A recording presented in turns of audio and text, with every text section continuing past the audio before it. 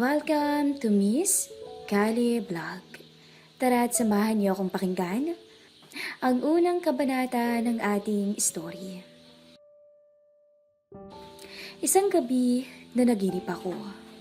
Ikinasal daw ako sa isang magandang dalaga. Maputi at napakabata pa. Hindi ko masyadong maaninag ang mukha niya. Nakatayo kami sa harap ng altar sa loob ng simbahan. May hawak akong singsing. Basta alam ko masaya siya habang isinusuot ko yon sa kanya. Magandang gabi sa inyong lahat. Ako nga pala si Pedrancio. Pedring ang palayaw ko. 52 years old at isa akong empleyado ng gobyerno. Hindi ko na idedetalye ang trabaho ko dahil gusto kong manatiling confidential. Sana ay maintindihan niyo. May kalakihan naman ang kinikita ko. Wala akong asawa. Tumanda akong binata. Tanging pamangkin ko lang na lalaki ang aking kasama sa buhay. Siya si Ian. Ibinilin siya sa akin ng kapatid kong babae bago pumanaw. Nasa 21 pa lang siya at nag-aaral sa kolehiyo. Ako ang nagpapaaral sa kanya dahil ako na rin mismo ang tumayong magulang niya. Pero pasaway talaga, parating bagsak ang grado niya. Lagi pang napapaaway sa eskwela.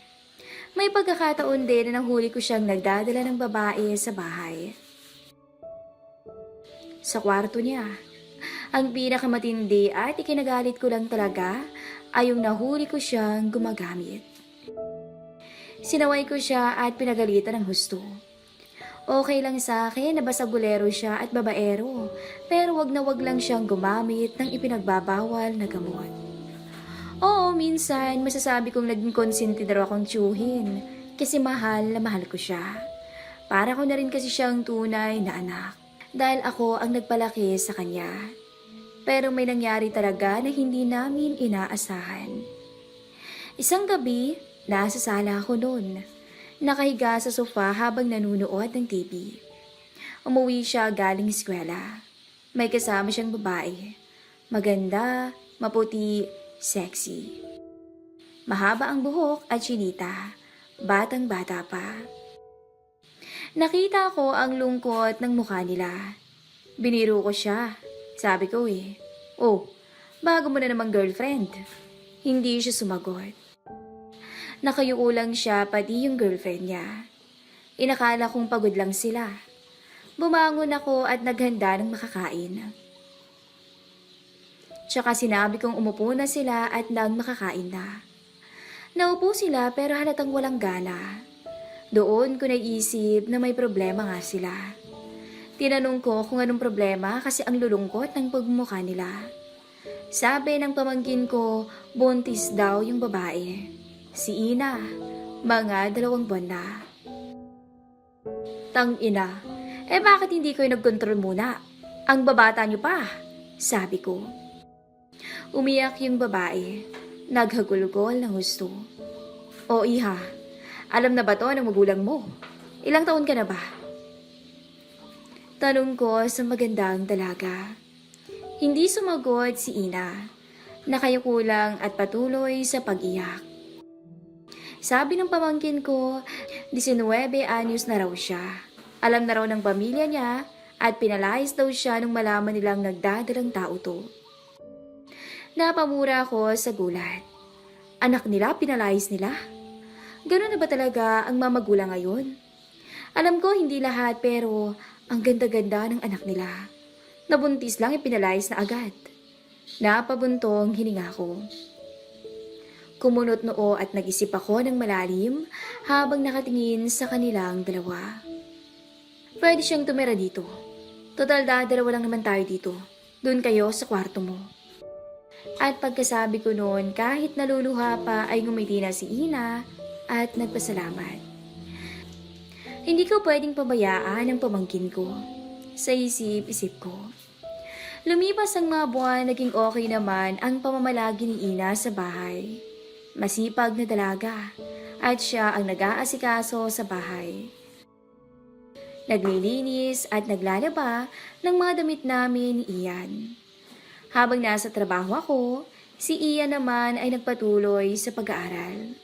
Oo, hindi ko siya pinahinto. Ayokong masira ang kinabukasan niya. Pero pasaway pa rin talaga. Hanggang sa may dumating na malaking problema. Nasangkot ang pamangkin ko sa ilegal na gawain. Nahuli siya sa bahay ng kaibigan niya. Malaki ang nakumpiskang ebidensya. Nakulong siya habang nililitis ang kaso niya. Lumipas ang mga buwan, nanganak na si Ina. Ayun at lalaki nga. Natuwa ako kasi kamukha ng pamangkin ko. Palagi kong kinakarga, nilalaro at nalilibang naman ako ng gusto sa baby. At sa bandang huli, ako na ang umako ng lahat ng pangangailangan nilang mag-ina. Hindi nagtagal, dumating na rin sa wakas ang desisyon ng korte at hindi maganda ang resulta. Nahatulan si Ian makulong ng 30 taon. Umuwi kami ni Ina sa bahay ng malungkot at walang sigla. Nakapagdesisyon na ang korte at wala na kaming magagawa. Halos gabi-gabing umiiyak si Ina. Naawa ko sa kanya. 2 buwan pa lang kasi ang bata. Ngunit lumipas ang mga buwan, bumalik na sa normal ang lahat. Natanggap na rin namin ang lahat.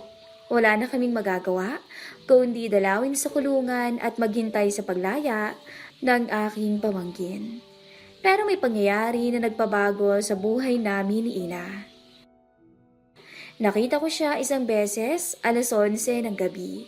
Lumabas siya ng bahay. Kaduda-duda ang kilos niya kaya sinundan ko siya. Lumabas siya ng gate at pumunta sa kanto. Nakita ko may matandang naghihintay sa kanya. Nang makita kong inakbayan siya, lumabas na ako at sinita ko sila. Nagulat sila pareho at agad namang kumaripas ng takbo ang matanda. Habang nasa bahay, nagalit ako kay Ina. Tinanong ko kung anong ginagawa niya. Sorry po, Tito. Hindi ko lang po kasi alam yung gagawin ko eh. Ayoko naman pong iasa sa inyo ang lahat. Kaya naisipan kong natigilan siya habang umiiyak. Huwag mo sabihing binibenta mo ang katawan mo sa matandang yun, Ina. Hindi siya sumagot at nakayuko lang habang umiiyak. Matagal mo na bang ginagawa to, ha? Tanong ko ulit. Hindi po, Tito. Unang beses ko pa sana kanina. Mangiyak-ngiyak na sagot niya. Kumalma naman ako kaagad. Wag na wag mong gagawin ulit yon, Ina. Andito ako, Iha. Akong bahala sa inyo ng apo ko. Hindi ko kayo pababayaan.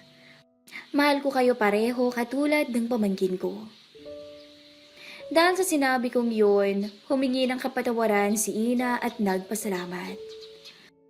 Simula nung gabing yun, nagbago si Ina. Naging mas maagap na siya sa akin. Naging maalaga at maaasikasuhin din. Para kong padre di pamilya na pinagsisilbihan niya kahit sa pagkain. Noong una medyo naaasiwa ako, pero hindi nagtagal okay na rin. Bali wala na rin sa akin. Hindi ko na nilagyan ng mali siya. Hindi naman kasi siya iba. Tsaka inako ko na rin sila. Isang gabi, dumating ako sa bahay. Nakita ko si Ina. Tulog sila pareho ng bata. Nakahiga sa sala, nakashort ang maiksi at nakaangat ang suot nitong t-shirt. Dahilan para lumitaw ang nakakaakit at sariwang tanawin mula sa dalaga. Hindi ko yon pinansin. Agad akong pumasok ng banyo at naligo para mawala sa isip ko ang nasilayan ko.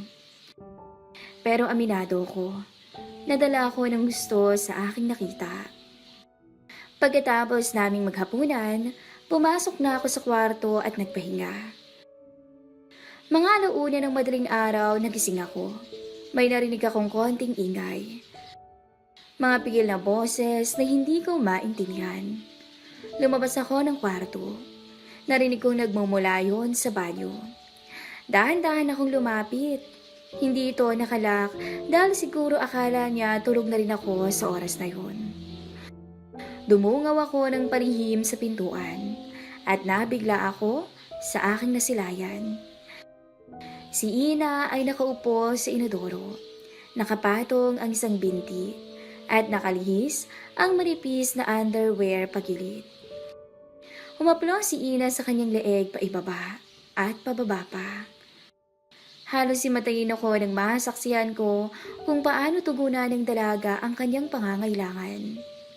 Magkahalong awa at gigil ang aking naramdaman. Naaawa ako dahil simula nang makulong si Ian ay hindi na muling nakatikim magdalaga sa kama. Pero sa kabila nun ay sobrang pagkatakam sa kanya ang nabuo at bumalot naman sa aking pagkatao ng oras na yun. Parang bigla akong natupok ng apoy sa aking kinatatayuan. Nakakagigil ang gusto na pagmasdan si Ina sa ganong sitwasyon. Pinigilan ko ang sarili ko at bumalik na sa kwarto. Ayokong masira ang tiwala sa akin ng pamangkin kong nasa kulungan. Kaya pinilit ko nalang matulog at kinalimutan ang aking mga nasaksihan. Kinabukasan, parang wala lang nangyari. Nakangiti lang siya habang kumakain kami. Hindi ko na sinabi ang natuklasan ko kagabi. Baka mahiya lang kami pareho sa isa't isa. Pumasok ako sa trabaho ng masigla at umuwi akong pagod at nanghihina. Pag-uwi ko, ganun pa rin. Nadatnan ko si Ina sa sala, tulog at kasama ang bata. Mixing shorts, nakalitaw ang masaganang harapan. Naligo na ulit ako pero sa pagkakataong to, hindi ko na napigilang isipin ang katawan ni Ina. Napakaganda pa naman ni Ina at napakabata pa. Ang kinis at ang puti ng hita niya. Mga bandang 12:30 ng hating gabi, nagising na naman ako sa ingay ng mahinang boses niya. Pinigilan ko ang sarili ko na huwag pumunta roon. Pinilit kong matulog ulit, pero tangina. Talaga namang nananaig ang uhaw sa akin. Bumangon ako at dahan-dahang lumabas. Dumungaw ako sa banyo. Nakita ko si Ina. Wala nang suot at nakabukas ang mga hita. Nakapikit ang mga mata habang naglalaro ng sariling apoy para sa isang pangangailangan. Napakaputi at kinis ng legs niya. Kahit anong kasulok-sulukan ay walang itim. Para akong mababaliw sa dalagang to.